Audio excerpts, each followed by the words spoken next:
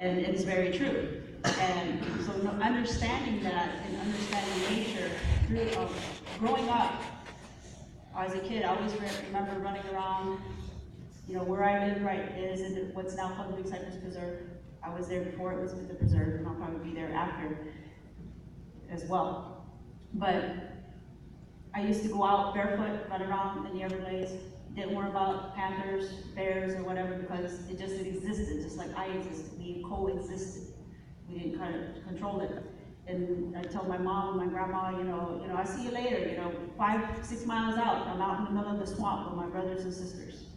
And we're running around, and we swam out there in certain times of year, and certain times of year it got dry. And it was very open. And over time, you start to see different type of, because of the changes that are being done to the environment, whether you believe in climate change or not, it is a changing environment that I've seen in my lifetime. You got more of Melaleuca trees. You ended up with sawgrass prairies, and now it's full of Melaleuca. Something that wasn't original, indigenous to the area. And you have the cypress trees. We're struggling to survive. We fished and hunt off the land. I had a grandmother that didn't eat food from the store. If we were going to eat, she'd tell my brothers, go find something to eat. Let's go catch a fish. I don't know how she did it, but she caught a fish without a hook, without bait or nothing, just threw a line in the water, and next thing you know, here comes a fish. And so that's how we survived, is what we were able to live off the land, because we were taught that growing up, nature has a right to exist, just like you do. And what you do, you need to be respectful to its life, like it's going to be respectful to you. And whatever you do, you have to minimize your effect on that environment. And if you're going to live and make a home, I grew up in a chipi hut, and in some parts of my life in the open area, in other parts of life, growing up, it changed. We lived in different areas. And I was born in Naples and grew up in my life right there now it's called Ochapi area, and I went to public school. So traveling back and forth from the middle of the Everglades to the coast, to Everglades City, Chokoloskee area, I remember seeing freshwater vegetation a lot. From where I live, we're surrounded by fresh water. Going in towards Everglades and Chokoloskee, you have freshwater plant life. And there's certain times of the year when the salt water came in, all the freshwater plants died out, and you saw saltwater plants thriving. You didn't see much of the mangroves further inland on that coast in the Everglades City area. Now, 50 years later, you see a lot more saltwater plants inland. When you start seeing the freshwater recede and saltwater coming inland, you see it coming much further inland. And those are visual things that we see and the changes. But also the climate, the seasons have been changing, that especially this year and these past couple years, we had what everybody calls, El Nino, so whoever he is, he's got a lot of power. But we had our seasons reversed. And I'm out in the water conservation area 3A a lot, and I'm surrounded by water. But the times of year that we're not supposed to have water, we should be drying out, getting into our dry season, we had too much water. And in the wintertime, when our water should have, was in the wintertime, and then in the summer when we had reverse cycles. And visually, when you're looking around, when I'm looking in the Everglades, when I'm looking around, I know what times of years I should be seeing animals getting prepared to regenerate through their cycle of life, because everything is a cycle. And animals don't know anything about Everglades restoration. Animals don't know anything. Plants don't know anything about somebody's calendar or what they want to have done by 2050. They know at a certain time of year what they're supposed to do. They feel it, and they start getting ready for it. So when I was supposed to be seeing animals have dry land, turtles, other animals to be able to go up to put their eggs, those lands were all submerged underwater. when the birds should be coming down, when they had low water, so the wading birds can forage to look for food and to nest, there was too much water. So we weren't seeing any animals. And that's very disturbing to me. And growing up, and I remember as a kid, running around and playing, when the birds were going to go to sleep at night, they go to, you know, the sloughs, the areas where they're going to go back to go to sleep.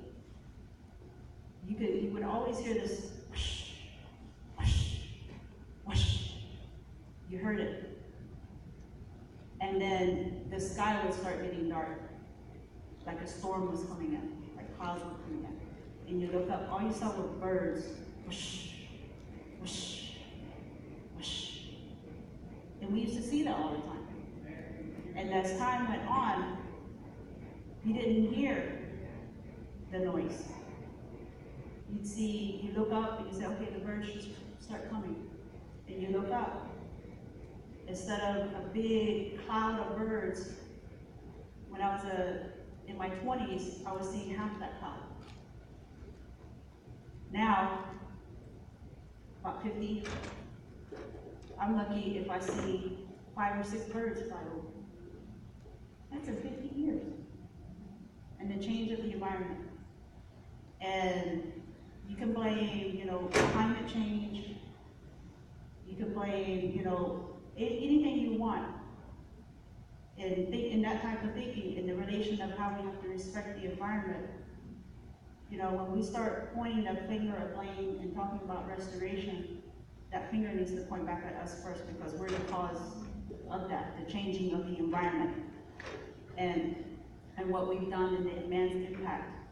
And when my grandma used to send my brothers out to hunt, they bring back a deer, they bring back, you know, an ibis, they bring back a bass, and we could just survive. Subsistence living. That's what I had when I was growing up. And now, I have grandchildren. I can't do that with my grandkids. You know, I'm lucky if I can feed them, you know, something once a week, because the water's too dirty. Or there's lack of animals. This past year, all the areas that I should have been seeing out in the Everglades, I'm on 3A a lot, because that's where I go out a lot. All the areas that I should have been seeing 2 years ago, where all the birds were nesting, they weren't there. And, you know, the people that work for my tribe, you know, what I was seeing visually, you know, I relate that alarm to them that, you know, I'm not seeing the birds that I saw a year ago, not even a quarter, in 1 year. And related to 4 years ago, I saw some birds nesting in 3A, a pretty good amount. And the fact that I didn't find any in 3A, that's like alarm bells should be ringing, like there's a fire going on somewhere. And also the amount of water. I didn't see one deer out there this year. If they were there or not, I don't know, but I didn't see any. And whether I physically saw that deer, I should have been able to see their tracks. I'm not seeing the tracks. When we had the high water event, you saw on some of the hammocks that were submerged on under 2 feet of water. They shouldn't have been under 2 feet of water in January. They should have been going towards a dry season. In the areas that I was in January, and everything was under 2 feet of water, I shouldn't have even got there by an airboat. I should have had to walk to get there. And that's very alarming, because that's man's manipulation as a part of what we're doing to the climate. And it's very important when we talk about restoration, because when you compute, to us, when I look at the natural world and how we're taught to look at the natural world and what we see, you know, we don't control the climate of when the rains come, when the water needs to come, when things need to grow. They have their own cycle that the Creator has given them, that Mother Nature has. It's her to control it, and it's the Creator to control when He wants to put water, where He wants to put that water, what needs to grow when and where, and what needs to reproduce. And that's how I was taught to look at the natural system. And over time, I see man deciding where water needs to go, when it needs to rain. They put their planes in the sky with their chemicals, and they try to manipulate the air to create rain because there's drought or whatever. That's man trying to dictate what needs to be done, where things needs to grow, where things need to live. And all of that is, in my lifetime, I've seen nature get confused. You know, the animals don't know when they're supposed to reproduce. Water is getting confused where it needs to go. Storms that need to come when they need to come are getting confused. They're getting stronger. They're not following their natural patterns. Man is confusing the natural world around it. Fire, when the Creator wanted to create the natural world to have fire, you know, a lightning bolt came down and struck, and there was fire. Now you have man deciding when there needs to be fire, and he wants to go out and make a fire. And then when the Creator creates a fire, man goes out and suppresses that fire. So these are the things in the thought that I've seen that have changed in the natural world around me. And in the thought of people that are not even indigenous, because back in the earlier days, even non-indigenous people were more connected with the environment, and they understood the environment. And over time, I've seen people get more disconnected. And we're always taught to remember that we are a part of the natural world. It's not the natural system in us over here. We're married to it. We're part of it. And Everglades restoration, people talk about restoration. And as an indigenous person, I always think, do they even understand what restoration is? Do they understand what they're doing? And I think that's a question that each and every one of everybody in this room needs to ask themselves. What is restoration? You know, to restore the environment and to combat sea level rise, because everything man's manipulation and what is going on, and I see the waters coming more inland, the lack of animals, the change in plant life, it's very ill, the natural world. It's sick. And in order to let it heal, everybody needs to decide in this room, around the world, you know, because whether you really think about it or not, everybody's decisions across the globe, not just in Florida, impacts what happens here in the Everglades. And you have to understand the indigenous people, we're people of the Everglades, we're people of the earth, of nature, and our voice gets lost. And if you want to understand, if you can't understand it, what needs to be done in nature, you need to ask our people, because we get left out of that equation. We have to live with all of your decisions. And we need to have a seat at that table to understand, you know, it's great that you have these things, and I'm glad that we're included, but when in the decision-making process of restoration, you have a lot of experts and scientists. Where's the indigenous person that lives it, breathes it, understands it? And, you know, it's great that we're here, but I think we really need to ask ourselves, what do we want? When you say you want something to survive for future generations, do you really understand what you're saying? Because that's future generations of all life. In order for you to survive and have your restoration, you need to have a place to have it.